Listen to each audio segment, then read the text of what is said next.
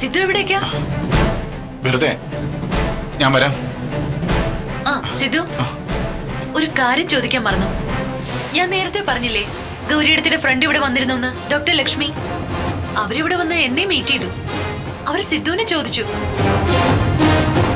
എങ്ങനെയാ അവര് സിദ്ധുവിനെ അറിയുന്നത്? സിദ്ധു എന്തിനാ അവരുടെ ഹോസ്പിറ്റലിൽ പോയത്? അതൊരു പ്രഗ്നൻസി സ്പെഷ്യാലിറ്റി ഹോസ്പിറ്റൽ അല്ലേ?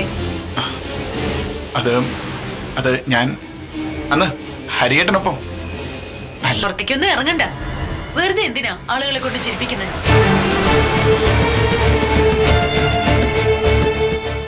ഒന്നോർത്താ നന്നായി. ഇങ്ങനെയൊക്കെ ചെയ്യണം. വെറുപ്പും അറപ്പും ഒക്കെ ആണെങ്കിലും മൈനയോട് ഈ ഒരു ഒറ്റ കാര്യത്തിൽ എനിക്ക് ബഹുമാനം തോന്നി. അറിയട്ടെ നാട്ടുകാര്, പെങ്ങളെ പോലെ സ്നേഹം നടിച്ചുകൊണ്ട് നടന്നിട്ട് ഒടുവിൽ ചതിച്ച് പെരുവഴിയിൽ തള്ളുന്ന മാന്യന്മാരെ ജനം തിരിച്ചറിയട്ടെ. മൈനയുടെ ഗതി വേറെ ആർക്കും ഉണ്ടാവരുത്. ഞാൻ കരുതിയില്ല അവൾ ഇങ്ങനെ ഒരു തന്റെ ഇടം കാണിക്കുന്നു. കുഞ്ഞിനെ കാണാതായതോടെ അവളെല്ലാം തിരിച്ചറിഞ്ഞിട്ടുണ്ടാവും.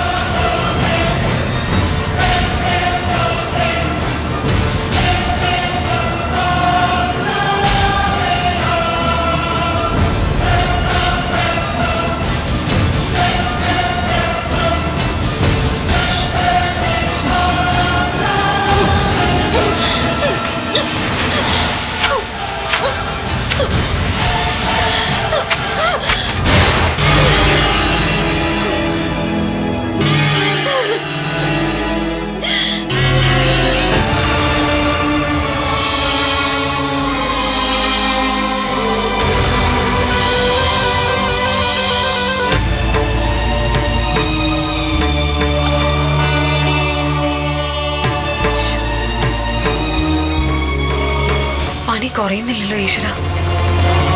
അമ്മിണിയമ്മേ, അമ്മിണിയമ്മേ, അമ്മിണിയമ്മേ, നമുക്ക് ഹോസ്പിറ്റലിൽ പോകാം. വേണ്ട. പോകാം അമ്മിണിയമ്മേ. വേണ്ട, കുറച്ചു നേരം കിടന്നാ മതി, മാറിക്കൊള്ളൂ. അമ്മിണിയമ്മേ ഇങ്ങോട്ട് എഴുന്നേറ്റ് ഈ കഞ്ഞിവെള്ളെങ്കിലും ഒന്ന് കുടിക്കേ. എനിക്ക് വേണ്ട എന്നും പറഞ്ഞ് ഒന്ന് കഴിക്കാതെയും കുടിക്കാതിരുന്നാലോ? എണീറ്റേ, ഇത് കുടിച്ചിട്ട് കിടന്നാ മതി. എണീക്ക്.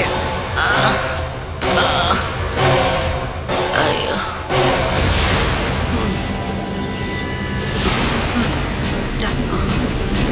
എനിക്കൊന്നും വേണ്ട. അത് ഞാൻ തീരുമാനിച്ചോളാം. ദാ കുടിക്കേ.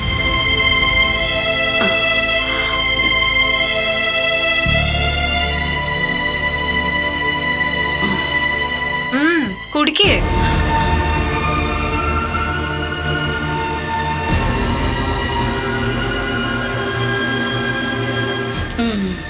മതി. നല്ല പനിയുണ്ട് അമ്മിണിയമ്മേ, നമുക്ക് ഹോസ്പിറ്റലിൽ പോവാം. എന്തിനാ ഇങ്ങനെ വാശി കാണിക്കുന്നേ? ഞാൻ പോയി ഒരു വണ്ടി വിളിച്ചോണ്ട് വരാം. ആ, എനിക്കെങ്ങും പോണ്ട. ചാവണെങ്കി ചാവട്ടെ, എന്തിനാ ജീവിച്ചിരുന്നിട്ട്? അപ്പോ എനിക്കാരാ അമ്മിണിയമ്മേ?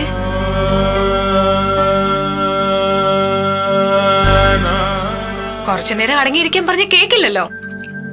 വല്ലവന്റെ വീട്ടിലാ ജീവിക്കണെന്ന് അറിയാഞ്ഞിട്ടുമല്ല. ഇവിടുത്തെ പറമ്പും മുറ്റമൊക്കെ വെട്ടി തെളിക്കാൻ പോയേക്കുന്നു. തലയിൽ വീർപ്പ് താണിട്ടുണ്ടാവും, അതാ. ഉള്ള വെയിലും കൊണ്ടേച്ച് ഓടി വന്നൊരു കുളിയും. ഇത്രയും കാലം ഈ ഭൂമിയിൽ ജീവിച്ചിട്ടും ഒരു വിവരവും ഉണ്ടായില്ലല്ലോ അമ്മിണിയമ്മേ നിങ്ങൾക്ക്. എന്നിട്ട് ചാവാൻ പോവാണെന്ന്. പോയി ചത്തോ? സ്വന്തം മോളാണെന്നൊക്കെ വലിയ വർത്തമാനം പറഞ്ഞിട്ടിപ്പോ എന്നെ ഒറ്റയ്ക്കാക്കിട്ട് പോവാണത്രേ.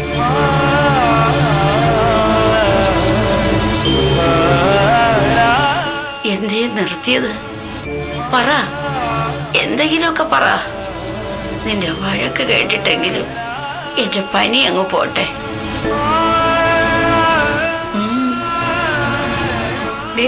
പനിയുടെ പേരും പറഞ്ഞിങ്ങനെ സുഖിച്ചു കിടക്കാന ഭാവമെങ്കിലേ അതങ്ങ് കയ്യിൽ വെച്ചാ മതി. ഓ, ഉത്തരവ്. ഞാൻ ഇച്ചിരി കഞ്ഞി എടുത്തിട്ട് വരാം. അതിനിടയിൽ എണീറ്റ് ഓടരുത് കേട്ടാ, പറമ്പ് വെട്ടാനും പുല്ല് ചെത്താനും എന്നൊക്കെ പറഞ്ഞിട്ട്. പോടി എവിടുന്ന്.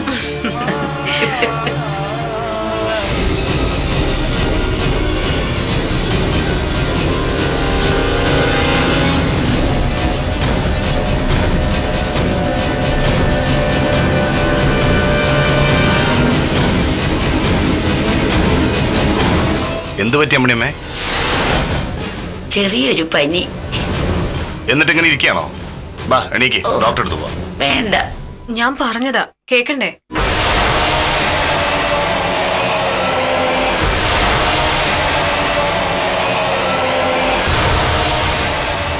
എന്താ? മോൻ കാണാറുണ്ടോ രഘുവിനെ? കുറച്ചു ദിവസമായി ഉള്ളിൽ എന്തോ ഒരു പിടച്ചില്, എന്തോ ഒരു പേടി പോലെ. ഉറങ്ങാൻ കിടന്ന അവന്റെ മുഖം മുന്നിൽ വരുന്നത്.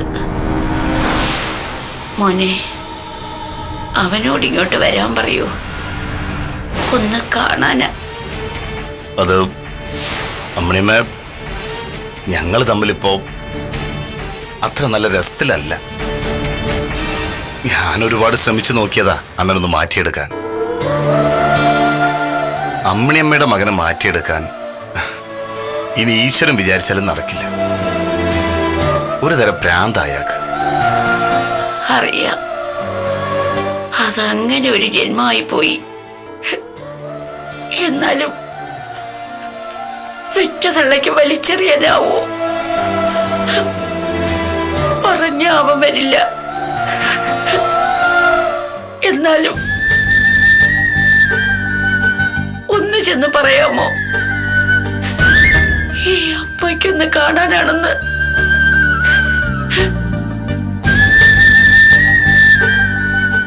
ചിലപ്പോ ഇനി ഒരിക്കലും എനിക്കതിന് കഴിഞ്ഞില്ലെങ്കിലോ? ഏയ് അമ്മിണിയമ്മേ, ഞാൻ പറയാം.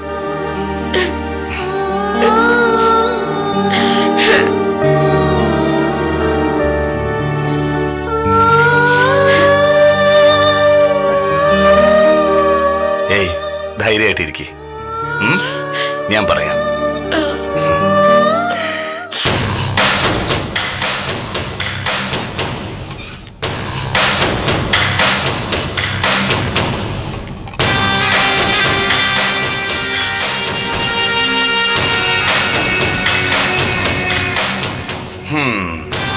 സംശയിക്കണ്ട, അർജുൻ എന്നെ വിശ്വാസവഞ്ചന കാണിക്കില്ല. നീ എന്താ ഇവിടെ? കൂട്ടുകാരന്റെ വിഷയത്തിൽ പകരം വീട്ട് ഇറങ്ങിയതാ?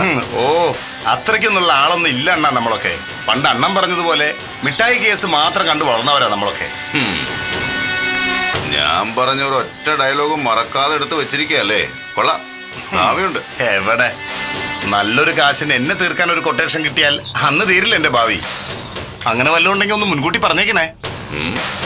നീ ഇന്ന് നല്ല ഫോമിലാണല്ലോ. കാര്യമില്ലോണ്ട് പറ, എനിക്കൊരു പണിയുണ്ട്.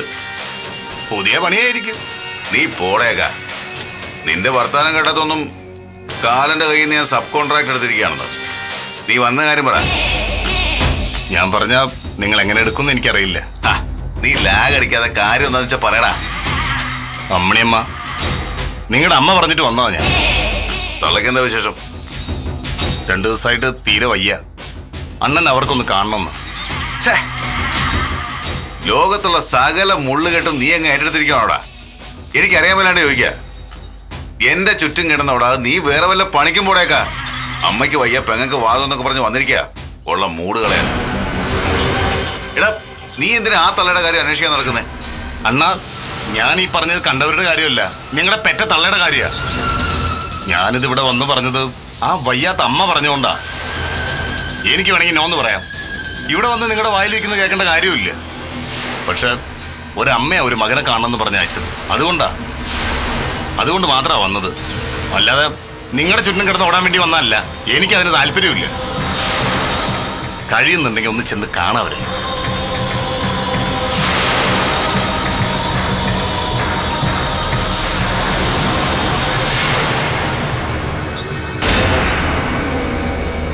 ഞാൻ വരില്ല എന്ന് പറഞ്ഞേര്.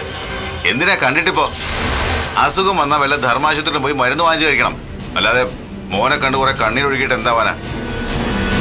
നിങ്ങൾക്കത് പറഞ്ഞാൽ മനസ്സിലാവില്ല. കാശും ചോരയും തമ്മിലുള്ള ബന്ധം മാത്രമേ നിങ്ങൾക്ക് മനസ്സിലാവൂ. ദുഃഖിക്കേണ്ടി വരും ഒരിക്കലും. എന്നും ഓർത്ത് ദുഃഖിക്കേണ്ടി വരും. ഒന്ന് ചെന്ന് കാണാം അമ്മേ. എന്തെങ്കിലും 2 വാക്ക് സംസാരിക്കും. അവർക്കതൊരു ആശ്വാസമായിരിക്കും. പെറ്റ തള്ളയല്ല അണ്ണ, അവർക്ക് വേണ്ടി അത്രയെങ്കിലും ചെയ്യും നിങ്ങള്. ചിലപ്പോ അത് മാത്രം മതിയാവും ഇത്രയും നാള് നിങ്ങൾ ചെയ്ത പാപങ്ങൾക്കുള്ള ശിക്ഷ ദൈവം ഇളവ് ചെയ്ത് തരാൻ. ഡാ,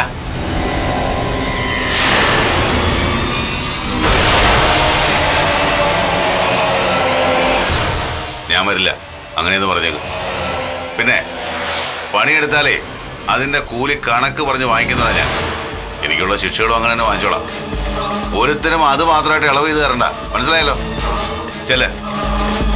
ഇനി മേലാൽ വല്ലവരുടെയും കാര്യം പറഞ്ഞ് നീ ഇങ്ങോട്ട് വരരുത്, മനസ്സിലായോ അർജുന്?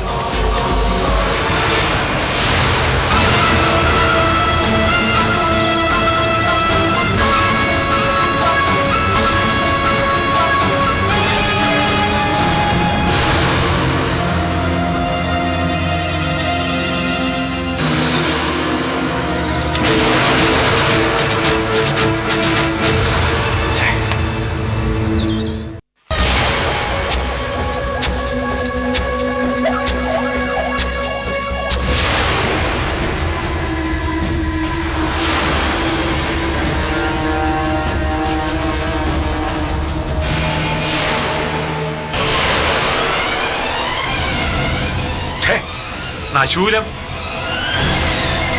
മനുഷ്യനെ ചുറ്റിക്കാൻ ഓരോരുത്തൻ കണക്കെഴുതി ഇഞ്ഞു വിട്ടോളും. അനുഭവിക്കുന്നത് ഞാനും. പാതിരാത്രിയിൽ അലഞ്ഞിരിഞ്ഞ് നടക്കുക പിശാച്. ഇങ്ങനൊരു പിറപ്പിനെ ഈ ഭൂമിയിൽ ഒരു കുടുംബത്തിലേക്കും വിട്ടുകൊടുക്കല്ലേ ദൈവമേ.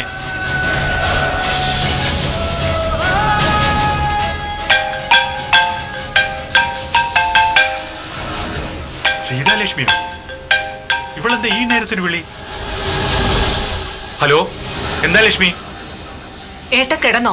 ഇല്ല, എന്താ ലക്ഷ്മി? ഏട്ടത്തി തീർത്ഥാടനം കഴിഞ്ഞു വന്നോ ഏട്ടാ? വന്നില്ലല്ലോ. ഇല്ല, നാളെയോ മറ്റന്നാളോ വരും നാ അറിഞ്ഞേ. ഈശ്വരന്മാരെ തൊഴുത് മക്കളുടെയും മരുമക്കളുടെയും ഒക്കെ ആയുരാരോഗ്യത്തിന് വേണ്ടി പ്രാർത്ഥിച്ച് ഏട്ടത്തി മടങ്ങി വരുമ്പോ നമുക്കൊരു സമ്മാനം കൊടുക്കണ്ടേ ഏട്ടാ? ഏട്ടത്തിക്ക് ഏറ്റവും ഇഷ്ടമുള്ളൊരു സമ്മാനം. അവക്കെന്തിനാടി ലക്ഷ്മി സമ്മാനമോ? അവളല്ലേ നമുക്ക് എതിര് നിൽക്കുന്നേ. നീ ആ സമ്മാനം ഏട്ടനിതാ. വല്ല സ്വർണ്ണമോ കാശോ മറ്റോ ആണെങ്കിൽ ഞാൻ അങ്ങോട്ട് വന്ന് വാങ്ങിച്ചോളാന്നേ. അത് വേണ്ട ഏട്ടാ, ഇത് ഏട്ടനുള്ള സമ്മാനമല്ല. ഏട്ടൻ ഇപ്പൊ ഒരു കാര്യം ചെയ്യേ. ഒരു 5 മിനിറ്റിനുള്ളിൽ വാതിലിൽ പതിയെ ഒരു തട്ട് കേൾക്കും. ആരെ അറിയിക്കാതെ ഏട്ടൻ ആ വാതിലൊന്ന് തുറന്നു കൊടുക്കണം. ഞാൻ സമ്മാനം കൊടുത്തു വിട്ട ആള് അവിടെ വരും. അവനെ അംബികയൊന്ന് കാണിച്ചു കൊടുക്കണം.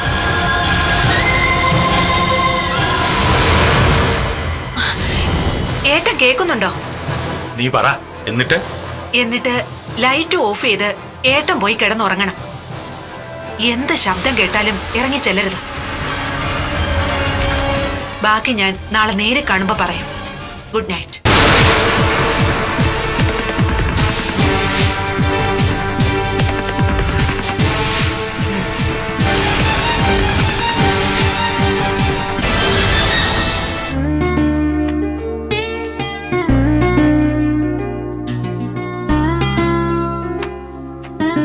ആഹാ, വന്നോ?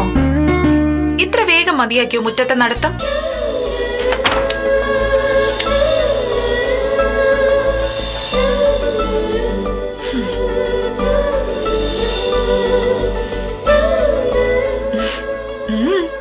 എന്ത് പറ്റിയെന്ന്? പതിവില്ലാത്തൊരു കൊഞ്ചല്. എനിക്ക് മനസ്സിലാവുന്നുണ്ട് അസുഖം.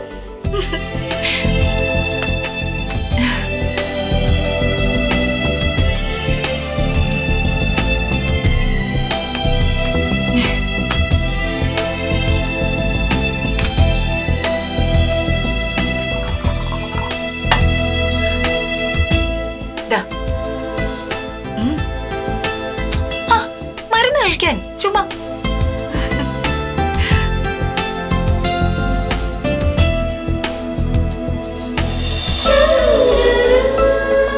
അതെ വേണുട്ടാ, ഇന്ന് ഗോപുമോള് വിളിച്ചിരുന്നു കേട്ടോ.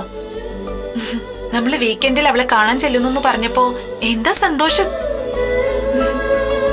നമ്മളെ മോളിപ്പോ പഴയ പോലെ എല്ലാ അസുഖവും മാറി മിടുക്കിയായി വേണുട്ടാ.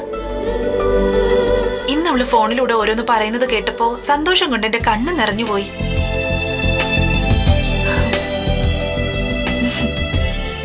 നാളായി വേണുവേട്ടാ അവള് നമ്മളെ പിരിഞ്ഞ് കഴിയാൻ തുടങ്ങിയിട്ട്. ഡോക്ടറുടെ വീട്ടിൽ അവള് സന്തോഷമായിട്ടായിരിക്കും കഴിയുക. പക്ഷേ നമുക്ക് അവളെ ഇങ്ങ് കൊണ്ടുവരണം വേണുവേട്ടാ. അവൾ ഇനി നമ്മളോടൊപ്പം ജീവിച്ചാ മതി. പോരെ? ഡോക്ടർക്കും മകനും ഒക്കെ ഗോപുമോളെ പിരിയാന്ന് വെച്ചാൽ അതൊരു സങ്കടമായിരിക്കും. എന്നാലും സാരമില്ല, ഒരു പെൺകുട്ടിയല്ലേ. എത്ര നാളെന്ന് വെച്ചാ ഇങ്ങനെ? അവള് വളർന്നു വരിക. ഈ കാലം വല്ലാത്തതാ. മറ്റുള്ളവരുടെ കണ്ണുകൾ അരുതാത്ത കാഴ്ചകൾ തേടി നടക്കുന്ന കാലം. ഓരോ ദിവസവും ഓരോരോ കാര്യങ്ങൾ പറഞ്ഞു കേൾക്കുമ്പോ പേടിയാവുക.